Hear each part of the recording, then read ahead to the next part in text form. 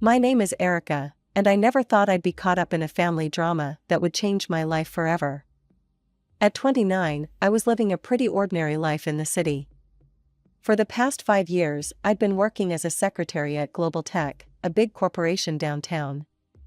It wasn't glamorous, but it paid the bills for my small rented apartment. Weekends were my escape. I'd throw myself into dance classes, losing myself in the rhythm and forgetting about the pile of paperwork waiting for me on Monday. It wasn't much, but it was my life, and I was content. Family, though? That was complicated. I had a younger sister, Emily, who'd always been the golden child. From the day she was born, our mother doted on her like she was made of spun sugar. Dad, well, he just fell in line with whatever Mom wanted. It was always Emily this and Emily that. I tried not to be bitter, but it was hard not to feel like a shadow in my own family. As years went by, the distance between us grew. Phone calls became less frequent, visits even more so. I'd see pictures on social media of family gatherings I wasn't invited to, Emily always front and center, beaming with our parents. It stung, but I told myself I was better off focusing on my own life.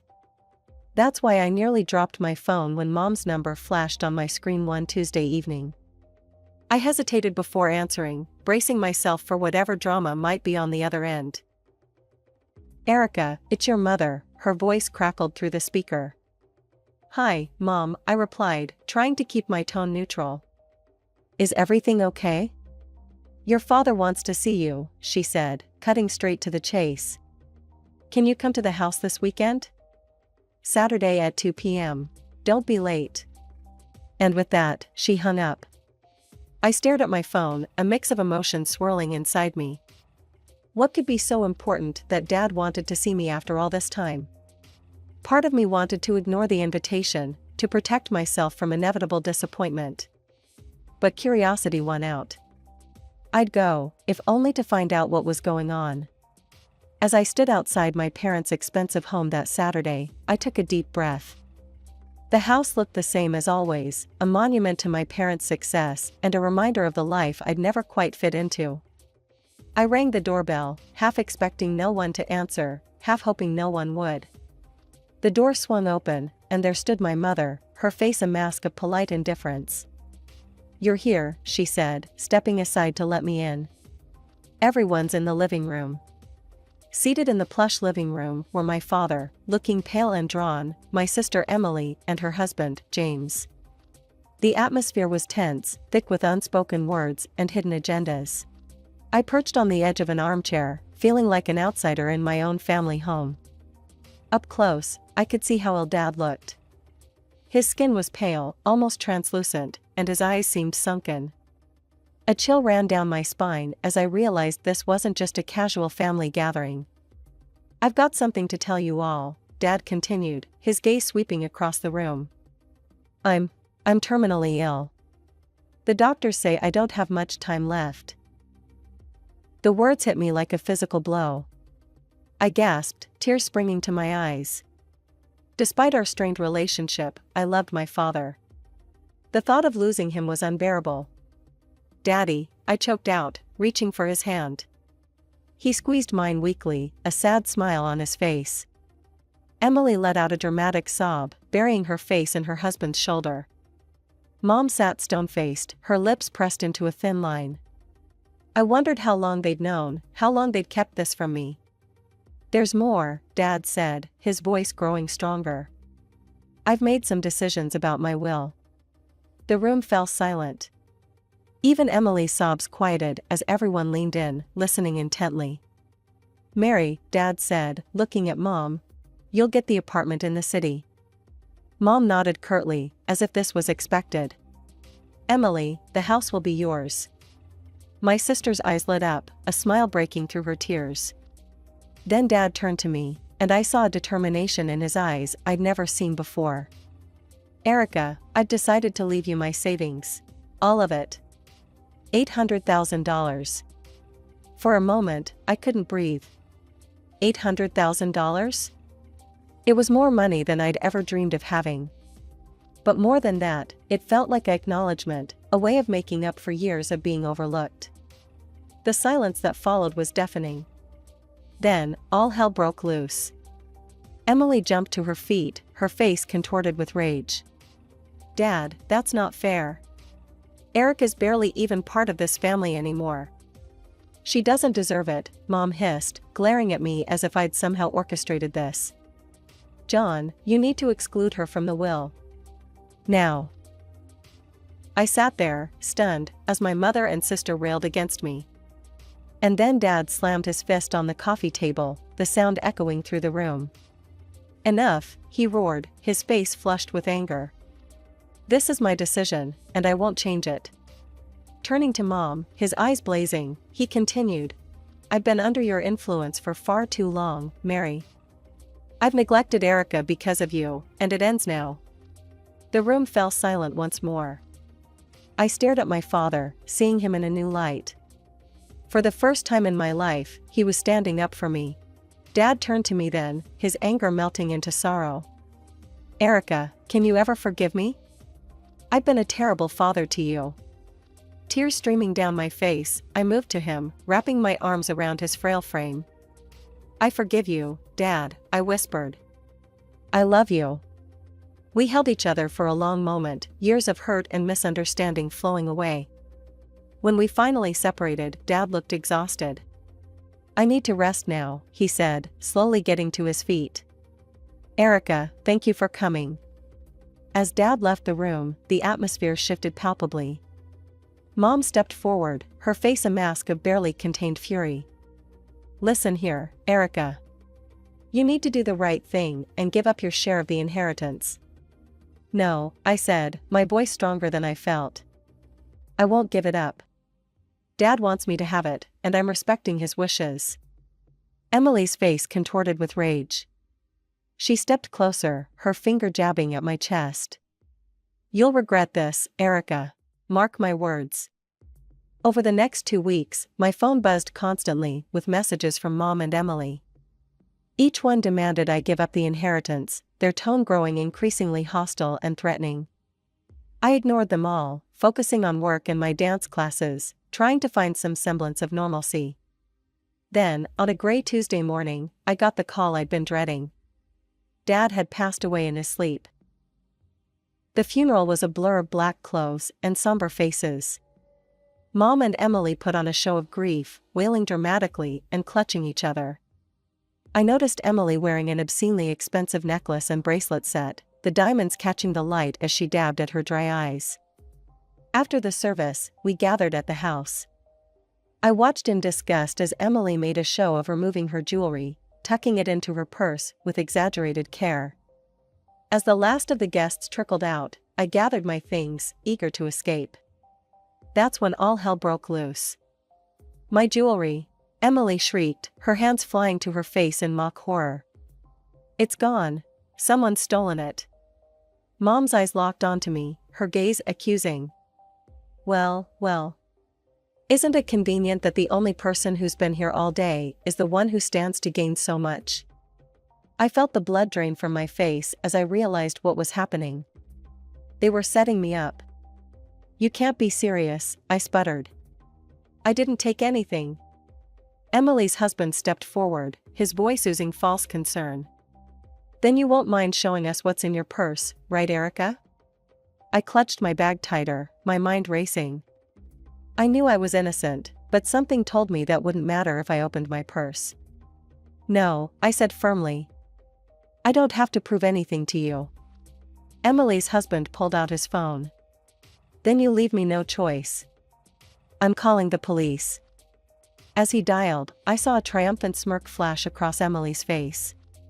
In that moment, I realized just how far they were willing to go to get what they wanted. I stood frozen, my heart pounding, as 2 officers entered the house.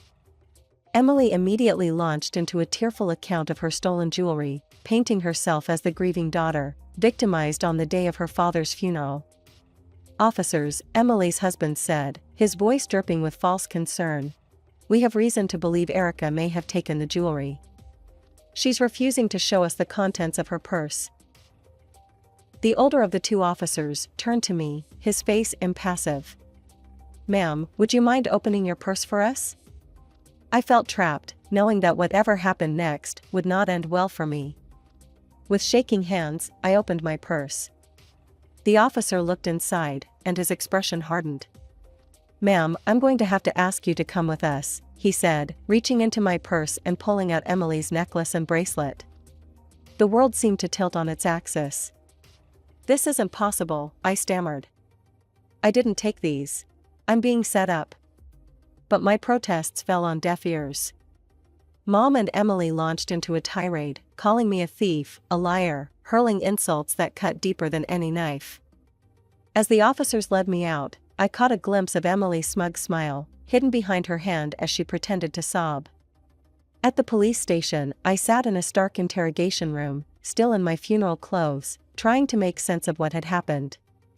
Hours passed, and then the door opened. To my surprise, it was my mother who walked in, not a police officer. She dismissed the officer standing guard, insisting on speaking to me alone. As soon as the door closed behind her, Mom's demeanor changed entirely. Gone was the grieving widow, replaced by a cold, calculating woman I barely recognized. "Listen carefully, Erica," she hissed, leaning close. "You have one chance to fix this mess. Give up the inheritance.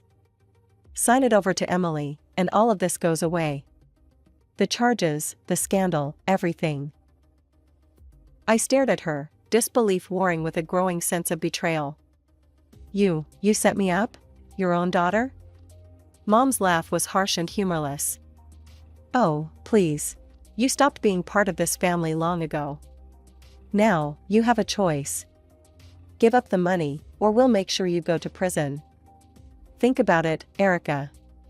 A thief who stole from her own sister at their father's funeral? Your reputation will be ruined.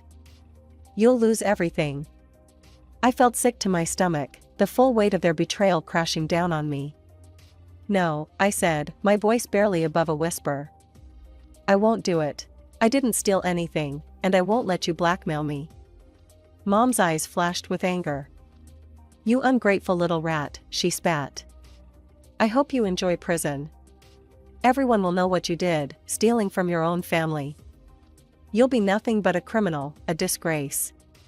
With that, she turned on her heel and left, slamming the door behind her. I sat there, stunned, tears streaming down my face as the reality of my situation sank in. I was released on bail later that night, stumbling out of the police station into the cool night air. My phone buzzed, a message from my boss at Global Tech. My stomach dropped as I read it. "Erica, I've heard some disturbing rumors. Until this situation is resolved, I think it's best you take some time off. Paid leave, of course. I believe in your innocence, but we need to protect the company's reputation. Take care." I leaned against the cold brick wall of the station, feeling my world crumbling around me. In the span of a day, I'd lost my father, been betrayed by my family, arrested, and now I was on the verge of losing my job. The next morning, I woke up with a renewed sense of purpose. With trembling fingers, I searched online for private investigators in the area. One name stood out, Jack Reeves, a former police detective turned PI with a reputation for solving complex cases.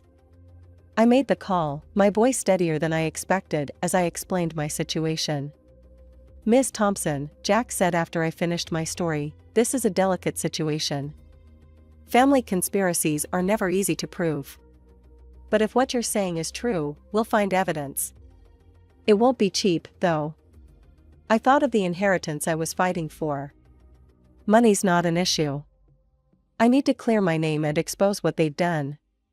The next 3 weeks were a blur of clandestine meetings with Jack, anxious waiting, and sleepless nights.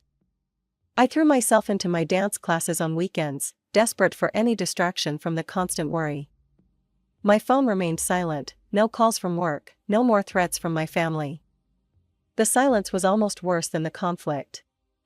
Then, one rainy afternoon, my phone rang. It was Jack. "Erica," he said, his voice grave. "I've got news, but you're not going to like it." My heart sank. "What is it, Jack?" He sighed heavily. "I've been following your mother and sister, trying to catch them discussing the inheritance or the theft. But they're careful, too careful. They never talk about it in public, and I can't legally bug their homes. I felt the last glimmer of hope fading. So that's it? There's nothing we can do? Not exactly, Jack replied, a note of hesitation in his voice. I did find something, but it's not related to your case. It's about your sister. I sat up straighter. What about her? She's having an affair, Erica. I have photographic evidence of her entering a hotel with a young man, definitely not her husband. I also managed to record some of their conversations. It's not flattering to her husband, to say the least. For a moment, I sat in stunned silence. Then, slowly, a plan began to form in my mind. Jack, I said, my voice low and determined, I need you to send me everything you have on this. And I mean everything. As soon as I hung up, I sprang into action. I spent the next hour poring over the photos and recordings Jack sent, my mind racing with possibilities. Finally, I made a decision. I selected the most damning photo, my sister entering the hotel with her young lover, and sent it to her husband's phone with a simple message. Interested in knowing what happened next? Meet me at Café Luna tomorrow at 2 p.m. The next day, I arrived at the cafe early, my nerves on edge. At exactly 2 p.m., Emily's husband walked in, his face a mask of barely contained fury and curiosity. What's this about, Erica? He demanded as he sat down across from me. I took a deep breath. I think you know, James. But what you've seen is just the tip of the iceberg. Over the next hour, I laid out everything I had. The photos, the recordings of Emily laughing about James's age, mocking his performance in bed, discussing her plans to leave him once she got her hands on the full inheritance. James sat in stunned silence, his face growing paler with each revelation. When I finished, he looked up at me, his eyes blazing with a mixture of pain and rage. What do you want? He asked, his voice hoarse. I leaned forward. I want justice, James. And I think you do too. Help me prove that they framed me, and we can both get what we deserve. A few days after my meeting with James, my phone buzzed with a message. It was from him, containing several audio files. My heart raced as I pressed play on the first one. Emily's voice filled the air. Can you believe how easy it was to plant that jewelry in Erica's purse? My mother's laughter followed. I know. The look on her face when the police found it was priceless. Well, she'll have no choice but to give it up now. I listened to file after file, each one filled with their callous plotting and cruel laughter. A mix of vindication and disgust washed over me. Finally, I had the proof I needed. The day of the will reading arrived quickly. I entered the notary's office, my stomach in knots, but my resolve firm. Mom and Emily were already there, shooting me smug looks. James sat quietly in the corner, giving me an almost imperceptible nod. The notary, a thin man with wire-rimmed glasses, cleared his throat. Let's begin, he said, unfolding the document before him. He read through the will, detailing the distribution of assets, just as Dad had explained that day at the house. As he finished, I stood up. If I may, I said, my voice steadier than I felt, there's something I need to address before we conclude. Mom's eyes lit up, and she nodded approvingly. I'm glad you've finally come to your senses, Erica. I knew you'd make the right decision and give up the inheritance. Mom and Emily exchanged triumphant glances, their faces beaming with anticipation. But I was about to disappoint them. I'm afraid you've misunderstood, I said, pulling out my phone. I think you'll all want to hear this. I pressed play, and the room filled with their voices, gleefully discussing how they had framed me for theft. As the recording played, I watched the color drain from their faces. Emily let out a strangled gasp, while Mom sat rigid, her lips pressed into a thin line. When it ended, chaos erupted. You lying scum! Emily screeched, lunging towards me. How dare you! Mom hissed, her composure cracking. You ungrateful, scheming. I recorded those conversations, James suddenly spoke up, his voice cutting through the commotion. The room descended into madness. Emily was screaming at James, Mom was hurling insults at me, and I stood there, watching it all unfold. Silence. The notary's voice boomed, startling us all into quiet. This is a legal proceeding, not a circus. Everyone will calm down this instant, or I'll have you all removed. As the notary's words echoed through the room, a heavy silence fell. It was broken by James, who stood up abruptly, his face a mask of barely contained fury. Since we're airing dirty laundry, he said, his voice trembling with anger, I have something to add. He reached into his jacket and pulled out a photograph, slapping it down on the table in front of Emily. Emily's face drained of color as she stared at the image. It showed her entering a hotel with a man who was decidedly not her husband. I know everything, Emily, James spat. Your affair, your lies, all of it. I'm filing for divorce, and thanks to our prenup, you won't see a penny. You'll be paying me compensation for your infidelity. Emily's mouth opened and closed like a fish out of water, no words coming out. Mom looked between Emily and James, her expression a mix of shock and dawning horror as she realized their carefully constructed world was crumbling around them. Suddenly, the door to the notary's office swung open. 2 police officers walked in, their faces stern. Mary and Emily Thompson, one of them asked, though it was clear he already knew who they were. Mom and Emily looked up, tears streaking their faces. You're under arrest for false accusations of theft and attempted blackmail, the officer continued. You have the right to remain silent. Anything you say can and will be used against you in a court of law. As the police read them their rights and handcuffed them, I watched with a mixture of satisfaction and sadness. This was justice, but it was also the final nail in the coffin of our family relationship. I walked out of the office behind the police, watching as they put Mom and Emily into separate patrol cars. As the sirens faded into the distance, I felt a weight lift off my shoulders. It was over.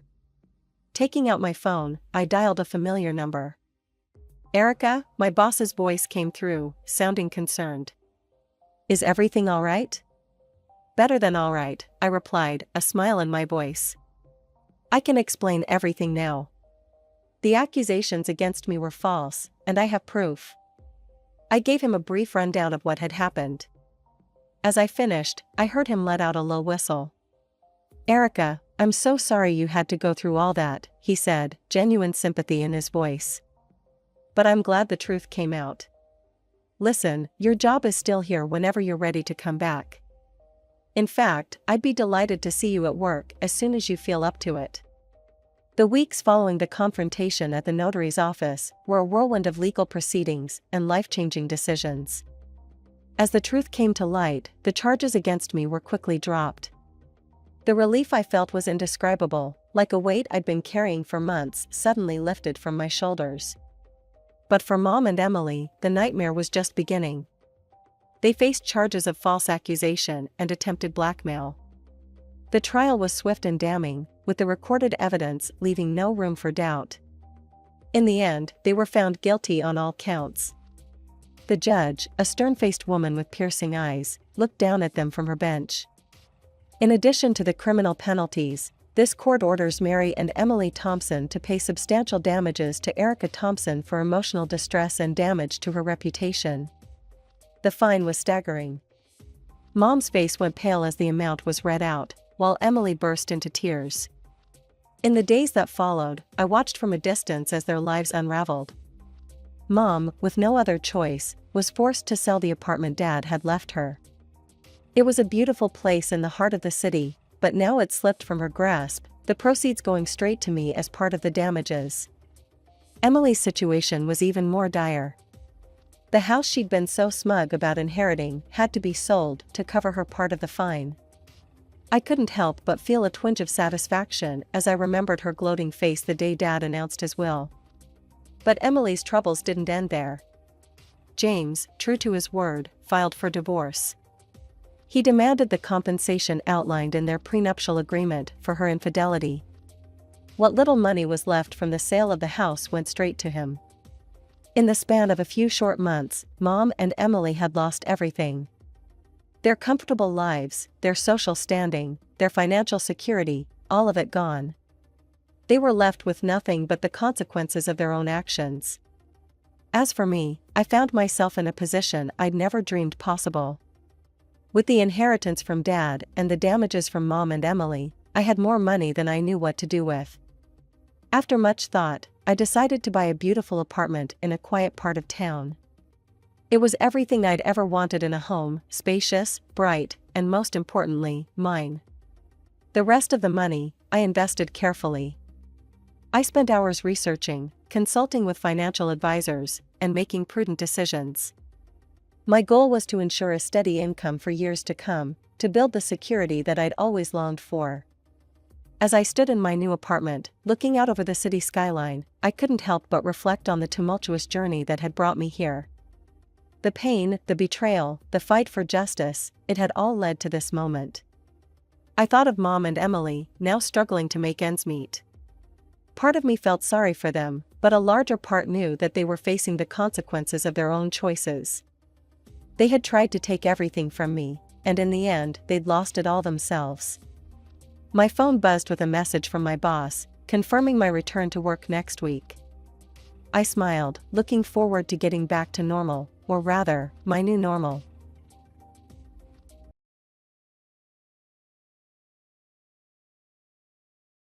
Hey everyone, I'm Yelena, 28 years old, and I thought I had my life all figured out. I've been crushing it as a computer engineer at a cutting-edge tech startup in the city. We're working on groundbreaking cybersecurity technology that could really change the game. But life, as it turns out, loves throwing curveballs when you least expect it. I was in the break room, grabbing my third coffee of the day, when Marcus, my work bestie, walked in, grinning from ear to ear. Yelena, you're not going to believe this. We just landed that government contract. I nearly spilled my coffee. No way. We've been working on that pitch for months. He nodded, still grinning. Looks like all those late nights finally paid off. We should celebrate. Before I could answer, my phone buzzed. It was Tom, my fiancé. Hey babe, don't forget we've got dinner with my parents tonight. I groaned inwardly. Don't get me wrong, I love Tom. But his parents can be a lot. Thanks for the reminder. I'll be there, I replied, trying not to sound too exasperated. Just as I hung up, I noticed another email notification. Another one of those weird cryptic messages I've been getting for weeks now. They always hinted at some big family secret. I tried to shake it off, but something about them gave me the creeps. Later that evening, I found my mom in the kitchen, aggressively chopping vegetables. Mom, we need to talk about these emails I've been getting, I said, showing her my phone. She barely glanced up. What emails? These, I said, scrolling through the cryptic messages. They keep mentioning some family secret. Do you know anything about this? Her hand slipped, nearly cutting herself. It's just spam, Yelena. Delete them and forget about it. But something in her voice was off. Mom, if there's something I should know. She slammed the knife down, cutting me off. Drop it. Why do you always have to dig into things that don't concern you? I stepped back, stunned. Fine, whatever. I'm going to Tom's parents for dinner. Don't wait up. As I drove to Tom's, my mind raced. What was my mom hiding, and why was she so defensive about it? The dinner, as expected, was awkward. Tom's mom kept dropping hints about grandkids, and his dad drilled me with questions about my job stability. By the time dessert came, I was ready to leave. Then, everything went sideways. I took a bite of the pie and immediately felt my throat tighten. Panic set in. I was having an allergic reaction. I could hear Tom's voice, distant and panicked. Yelena, what's wrong? I could barely choke out, hospital. Now. The last thing I remembered was Tom's dad frantically calling 911 as everything started to blur. The ambulance rushed me to the ER, my breathing shallow, my throat closing. Through my fading vision, I saw a doctor approach, glancing at my chart. I'm Dr. Hawthorne, he said, his voice oddly tense. He glanced at my last name and suddenly froze. He stepped back abruptly. Dr. Stevens, take over.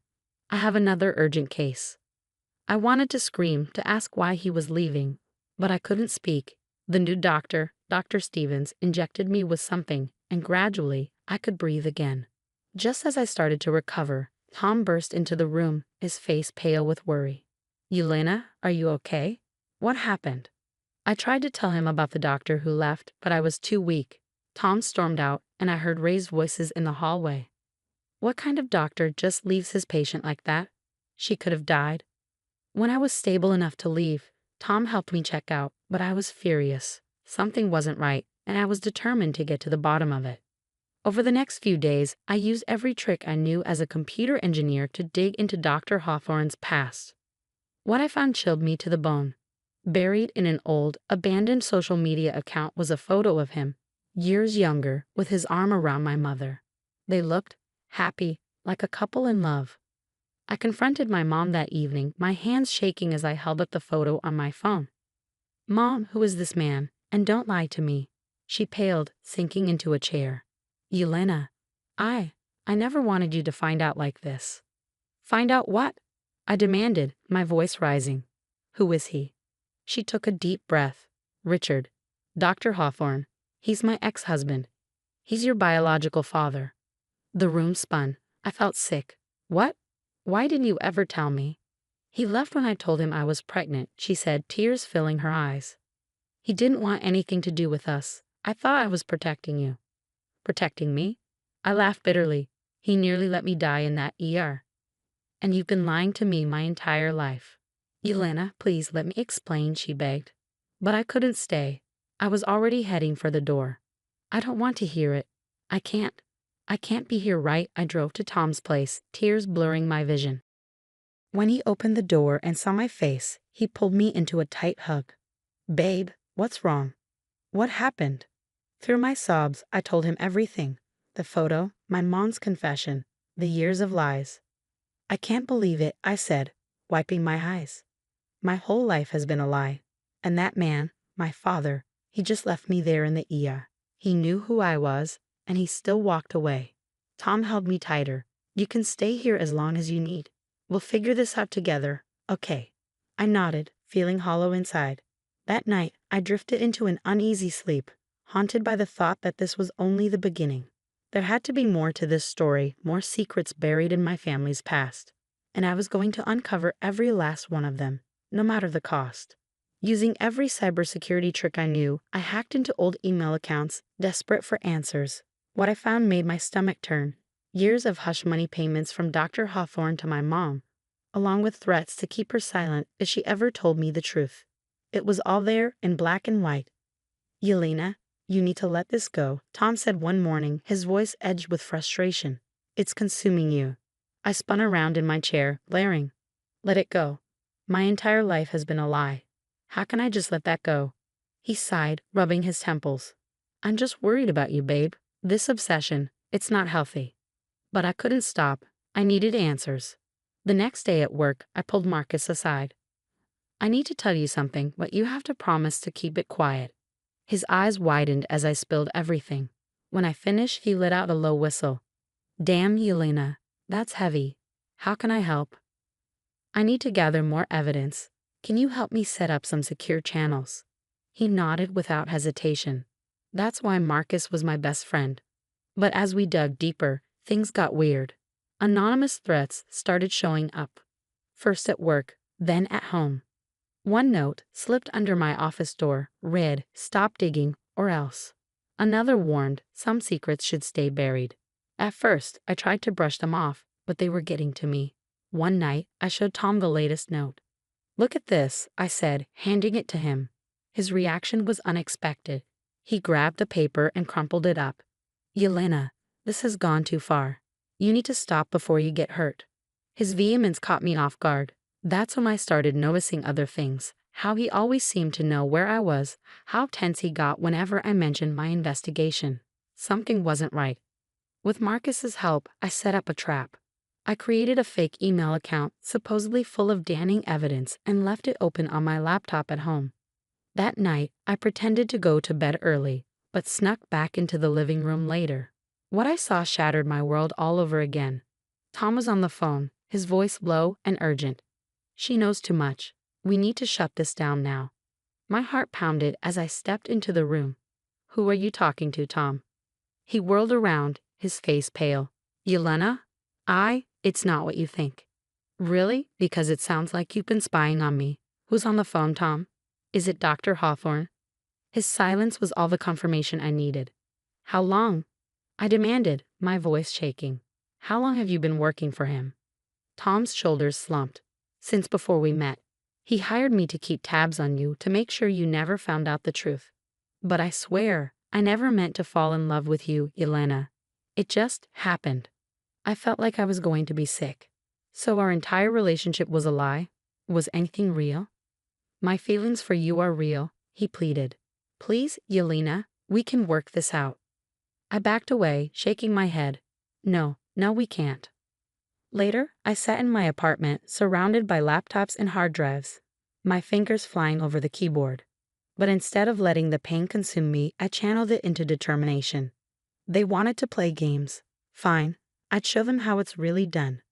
You sure about this? Marcus asked, setting up the last hidden camera. I nodded grimly. They don't get to win. Not this time. Our plan was simple but effective. Using my tech skills, I created a fake medical file, a patient with symptoms that would require immediate attention from the head of the ER. Dr. Hawthorne wouldn't be able to resist. When he entered the exam room, the cameras were rolling, but instead of a patient, he found me waiting. Hello, Dad, I said coldly. His face went white. Yelena, what is this? This is me getting answers and evidence. What followed was a heated confrontation. Thinking we were alone, Dr. Hawthorne revealed everything. The payoffs, the threats, even hiring Tom to spy on me. It was all caught on camera. That night, I sent everything. The recording, the email trails, years of evidence of malpractice and ethical violations, to the hospital board and every news outlet in the city. But I wasn't done. Digging deeper into his financials, I uncovered a massive money laundering scheme involving both Dr. Hawthorne and Tom. One anonymous tip to the FBI later, and their entire operation came crashing down. I watched from my office as they were led away in handcuffs, their faces plastered across every news channel. My phone buzzed. It was my mom. Yelena, please, can we talk? I took a deep breath. There's nothing left to say, Mom. You made your choices. Now I'm making mine. It wasn't easy cutting ties with my family, but as I looked around at my life, my promotion at work, the support group I'd started for victims of medical malpractice, the quiet dinners with Marcus that were slowly blossoming into something more, I knew I'd made the right choice. Months later, I sat in a courtroom as the verdicts were read. Dr. Hawthorne, loss of medical license, jail time for fraud. Tom, convicted of conspiracy and embezzlement. As they were led away, Tom caught my eye. There was regret there, maybe even a silent plea for forgiveness. I turned away. That night, Marcus and I walked along the river, hand in hand. You okay? He asked softly. I thought about it. The pain was still there, but it no longer defined me. Yeah, I said, squeezing his hand. I think I am. As we watched the sunset, I reflected on my journey. I had survived betrayal, lies, and manipulation. But more than that, I had come out stronger. The toxic people in my life thought they could break me. Instead, they only proved how unbreakable I truly was. The story ends here, but the conversation is just beginning. What would you have done in Yelena's shoes? Is cutting ties with toxic family members ever truly the right choice? Or should we always leave room for reconciliation? Share your thoughts in the comments below.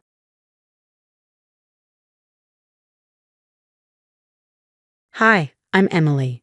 It was just another long night at the diner, wiping down tables and balancing trays heavier than my sleep-deprived eyelids. Between shifts at the diner and my weekend gig at the bookstore, I was barely scraping by, doing what I could to keep my head above water. College wasn't cheap, and while my classmates obsessed over grades and party plans, I was counting pennies and sacrificing sleep. My life hadn't always been this balancing act between jobs and studies. Growing up, I was the apple of my father's eye, or at least I thought I was. But everything changed when my mom passed away. Not long after, my dad, Richard, married Clarissa, a woman closer in age to me than him. She was always draped in clothes and jewels, desperately trying to appear younger. Since then, home felt more like a battleground than a sanctuary. I was told my college tuition was covered by the trust fund my mom had set up for me, a final act to secure my future. But by my sophomore year, financial cracks started to show, and I began picking up more shifts.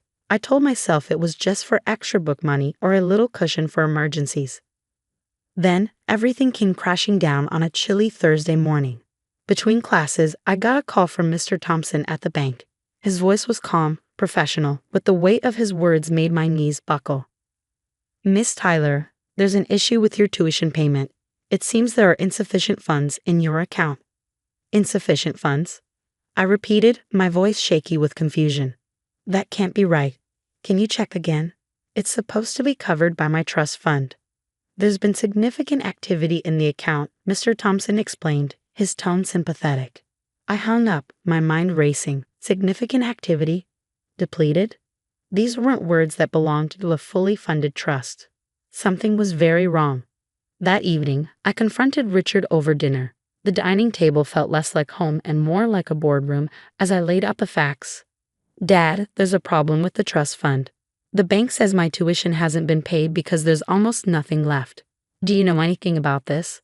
Richard's eyes flicked to Clarissa, who was pushing her food around her plate without interest. After a tense pause, he sighed, his mask of ignorance slipping. "Emily, I had to use some of that money. We had expenses, and I thought I could replace it before you noticed." "Expenses?" I repeated, my anger rising. What expenses could be worth risking my future? Clarissa spoke up then, her voice cold and dismissive. "Life isn't just about your tuition, Emily. We have needs too." I stood abruptly, my chair scraping the floor. "This isn't just about needs, Clarissa. It's about trust. Something that clearly doesn't matter in this family." That night, with a heart heavy from betrayal, I packed a bag and left.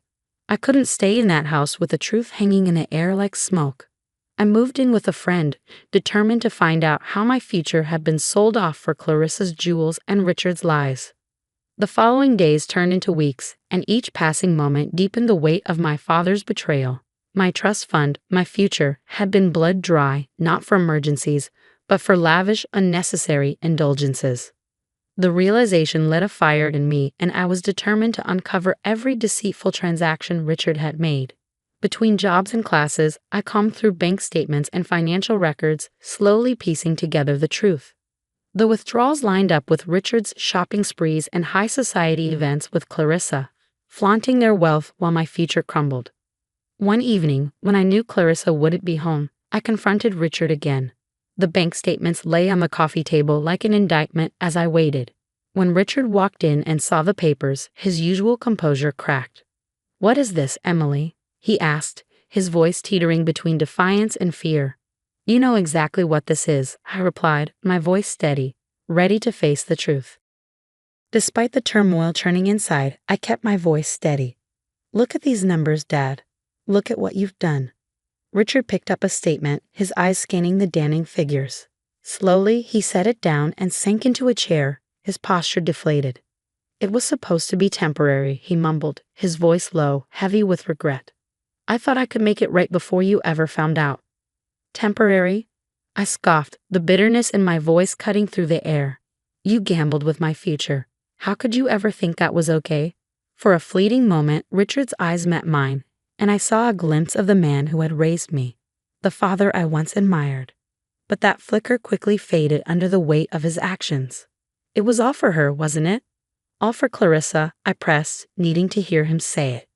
"Yes," he whispered, the admission hanging between us like a heavy fog. I stood up, the chair scraping loudly across the floor. "I trusted you, Dad, and you chose her happiness over your own daughter's future." Without another word, I walked out, the door closing behind me with a finality that echoed my resolve. That night, lying in the small room I now called home, the weight of my broken family ties pressed down on me. Cutting communication with Richard was painful but necessary. Each time my phone rang, I ignored it. Every unanswered message was a reminder that I needed space, a plan, something public and irreversible that would dismantle the facade Richard and Clarissa had built. As the dawn broke over another sleepless night, an idea began to form. A plan that would not only expose Richard's betrayal but humiliate Clarissa in the process. The perfect setting. The upcoming charity gala, where they always basked in the spotlight. It was only a week away, and everything was coming together more smoothly than I had dared to hope. My unlikely ally in this scheme was Sarah, once Clarissa's close friend but now a scorned ex-ally who had felt the sting of betrayal just as deeply as I had. We spent countless nights huddled over my laptop in her cramped living room, piecing together evidence of the lavish expenditures that had drained my trust fund. Each transaction traced back to a specific piece of jewelry that Clarissa flaunted on social media. The paper trail was irrefutable. Bank statements, receipts, and photos of Clarissa draped in jewels at high society events. Imagine her face when everyone knows the truth, Sarah said one evening, a mischievous spark in her eyes. I don't want to imagine it, I replied, my resolve hardening. I want to see it. The night of the gala arrived, my nerves buzzing with anticipation and determination. Dressed in a simple but elegant black dress, I entered the venue, my eyes scanning the crowd for Clarissa and the blogger I had contacted, Lisa, a sharp-eyed woman with a reputation for exposing the hidden scandals of the city's elite. As expected, Clarissa was dripping in diamonds, jewels bought with the feature that had been stolen from me. Seeing her stirred a mix of anger and resolve. I spotted Lisa across the room and approached her discreetly. See the necklace and earrings? I whispered, nodding toward Clarissa. They're supposedly gifts from her loving husband. But there's more to that story. I handed Lisa a folder filled with the evidence Sarah and I had gathered. Lisa's eyes widened as she flipped through the documents. This is gold, she murmured, already pulling out her phone, likely planning her next steps to break the story. As the night wore on, Sarah and I watched from the shadows as Lisa subtly pointed her camera at Clarissa, capturing the diamonds that now glittered with deceit. She mingled among the guests, weaving the real story into conversations. Rumors began to ripple through the crowd like wildfire. When Lisa finally posted the expose online, complete with photos and irrefutable evidence, the reaction was immediate. Guests whispered, their eyes darting between their phones and Clarissa. The room buzzed with the energy of scandal, the air thick with shock and schadenfreude. Richard's face turned pale as he read the breaking news on a guest's phone, his eyes locking with mine from across the room. In that moment, the carefully crafted facade of the doting husband shattered, leaving behind only the raw guilt of a man who had gambled and lost everything. Clarissa's reaction was even more dramatic. She clutched her necklace as if it could protect her from the judgment crashing down around her. But the jewels no longer sparkled with luxury. They glittered with lies and theft. As the evening came to a close, Richard and Clarissa hurriedly left the gala, avoiding the eyes of their former friends and allies. Sarah gave my shoulder a reassuring squeeze, a silent acknowledgement of our victory. That night, as I lay in bed, the adrenaline slowly ebbed, and for the first time in months, I felt a wave of true relief. The truth wasn't whispered in corners, it had been shouted from the rooftops.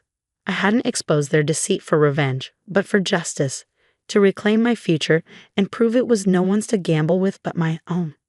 The aftermath of the gala was swift and unforgiving. By the time the sun rose the next morning, the story of Richard's misuse of my trust fund, spurred by Clarissa's greed, had spread across every local news outlet. Lisa's blog post, armed with the evidence Sarah and I had uncovered, went viral, shared by those hungry for both scandal and justice. Richard's once impeccable reputation crumbled under the weight of public scrutiny. Professional relationships that had taken him decades to build evaporated overnight, with colleagues and business partners distancing themselves, unwilling to be associated with his deceit. His once tight social circle unraveled as friends turned their backs, condemning his actions. But the consequences didn't end with social ostracism. The trust fund, meant to support not just my education but the future of other family members, had been compromised. Upon learning of the breach, my aunt and uncle, whose children were also beneficiaries, filed a lawsuit against Richard, seeking reparations for the misallocated funds. The ensuing legal battles drained whatever sympathy anyone might have had left for him. As for Clarissa, the backlash shattered her social standing. Humiliated and shunned by her peers, she found her position in the community untenable. With her image tarnished beyond repair, she left Richard, seeking refuge far away from the judgmental eyes of those they had once mingled with. Meanwhile, an unexpected silver lining emerged. The community, touched by my story and impressed by my resolve, rallied behind me. Local business owners and residents set up a community fund to help cover my tuition and living expenses. Their generosity was overwhelming, reminding me that for every act of deceit, there is often an act of kindness. Thanks to their support, I was able to return to my studies, free from the financial burden that had once weighed so heavily on me. I moved into a small apartment, modest, but mine, and reveled in the independence it offered. It was a fresh start, a space that symbolized my freedom from the shadows of betrayal that had once loomed so large. Through it all, I had learned the value of self-reliance and the importance of holding those we love accountable.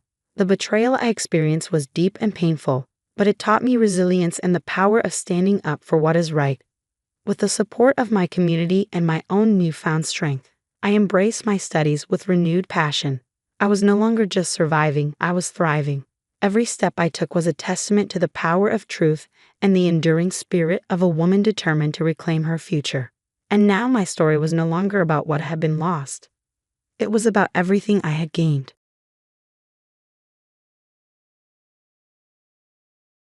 Hey, I'm Steven. At 28, life's going great. I'm crushing it as a software engineer, and AI is my jam. I spend my days making smart tech even smarter. Got a swanky downtown apartment, a car that turns heads, and the best part, my girlfriend, Melissa. Steven, you're such a nerd, she laughs, watching me tinker with my latest project. This nerd's going to change the world someday, I grin back. We've been together for 2 years, and she's a firecracker, always keeping me on my toes as a marketing exec. We just click, you know. Same wavelength, always supporting each other's dreams. Lately, I've been thinking about taking things to the next level. I've got the ring and everything.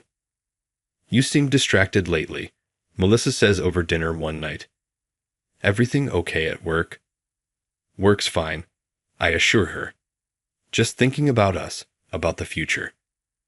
Her eyes light up, but I keep my poker face. No spoilers yet. But before I propose, there's one last thing I want to do. Ask her parents, the Thompsons, for their blessing. The Thompsons are big shots in the city, always throwing fancy parties and rubbing elbows with the elite. The first time I met them, it was all smiles and handshakes, but something felt off. It's a pleasure to meet you, Stephen, Mr. Thompson said, his tone smooth but distant.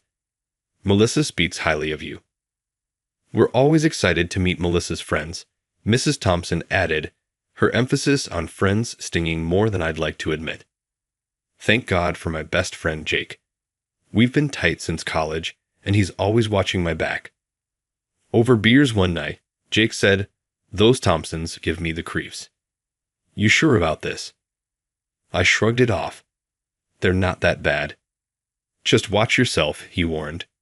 People like that, they play by different rules. His words stuck with me, though.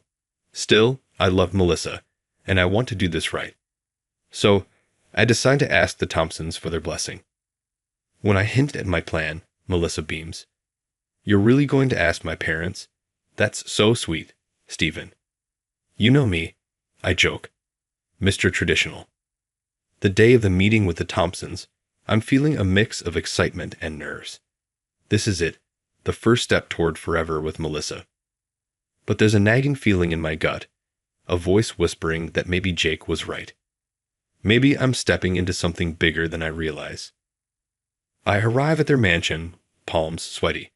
Straightening my tie, I take a deep breath and ring the doorbell. Mr. Thompson opens the door, his smile not quite reaching his eyes. Stephen, welcome. Please, come in. Their living room is all polished mahogany and leather, intimidating. Mr. Thompson gets right to business. Melissa tells us you have something to discuss. Clearing my throat, I muster up the words. Yes, sir. I love your daughter very much, and I'd like to ask for your blessing to marry her. A tense silence follows, before Mr. Thompson chuckles. A cold, humorless sound. Marriage is a serious commitment, Stephen. We need to ensure you're suitable. My stomach drops as he pulls out a thick document. What's this? I ask, taking it hesitantly. Just a formality, Mrs. Thompson chimes in. We'll need access to your complete medical records before we can consider approving this engagement. I nearly choke. I'm sorry. What? It's quite simple, Mr. Thompson says, his tone patronizing. We need to ensure there are no genetic surprises lurking in your family tree. It's for Melissa's future. I can't believe what I'm hearing. This is insane. It's a complete violation of my privacy. Now, Mrs. Thompson says icily. If you have nothing to hide, why object? Because it's none of your business. I snap, my anger rising. My medical history is between me and my doctor. Mr. Thompson's voice hardens. We only want what's best for Melissa. Surely you can understand that. I stand up, my hands shaking. I'm sorry, but this is completely unacceptable. I won't do it. Think about it, Stephen, Mr. Thompson warns. Don't throw away your future with Melissa over something so trivial. I leave, my mind racing, and head straight to Melissa's apartment. When I tell her what happened, I expect her to be outraged. But instead, she looks conflicted. Maybe they have a point, she says softly. I mean, it's not like you have anything to hide, right? I stare at her in disbelief. Melissa, are you serious right now? I just don't want to disappoint them, she mumbles. Maybe if you just comply, it'll keep the peace. I leave her place feeling betrayed and completely alone. There's only one person I can turn to. Jake. We meet at our usual bar, and I spill everything. Those manipulative bastards. Jake explodes. Who the hell do they think they are? I don't know what to do, I admit. Melissa's not even backing me up. Jake's eyes narrow. Something's not right here, man. This isn't just overprotective parents. I'm going to do some digging. My phone buzzed. It was a text from my doctor. Stephen, I'm not sure what's going on, but Mr. Thompson has been pressuring me to release your medical records. This is highly unethical, and I won't comply. But be careful. I showed the text to Jake, my hands shaking. His eyes widened. Holy, Jake whispered. Stephen, these people are dangerous. We need to figure out what they're really after. As I sat there, reality started crashing down on me. The perfect life I thought I had, the woman I loved, the future I'd been planning. It all felt like it was slipping away.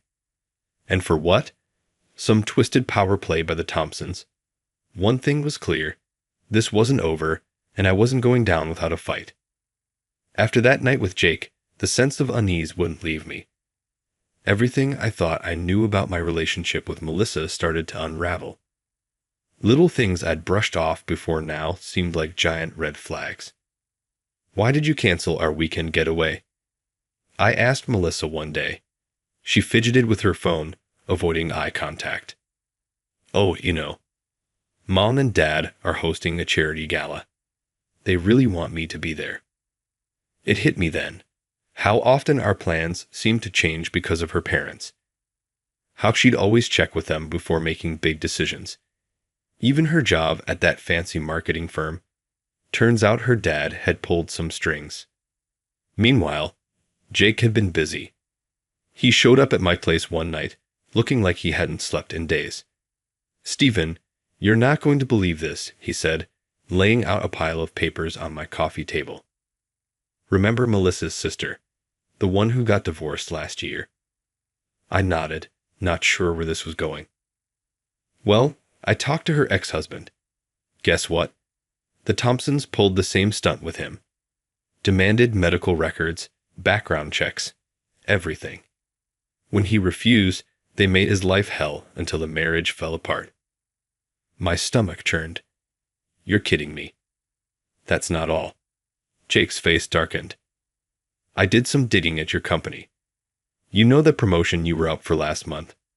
The one that went to that new guy instead. A chill ran down my spine. No way. Yep. Mr. Thompson had a quiet word with the board. Made you sound like a risky investment. I couldn't believe what I was hearing. All this time, they'd been sabotaging me behind the scenes. But why? Jake wasn't finished. The final blow came when he played me a recording. It was Mrs. Thompson's voice, crystal clear. I don't care how smart he is. Steven's from, well, common stock. Melissa needs someone from our world, someone who understands our values. We can't have her settling for some nouveau tech boy. I felt like I'd been punched in the gut. All those smiles and polite conversations with her parents. It was all fake. A lie. I knew what I had to do. I invited Melissa over, laid everything out in front of her.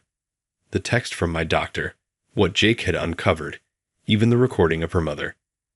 I expected shock, maybe anger at her parents. Instead, "Are you seriously believing all this?" Melissa scoffed. "Jake's always had it out for my family. He's probably making half of this up." "Melissa, there's proof." I pleaded, trying to get through to her. "Your parents have been manipulating us from the beginning."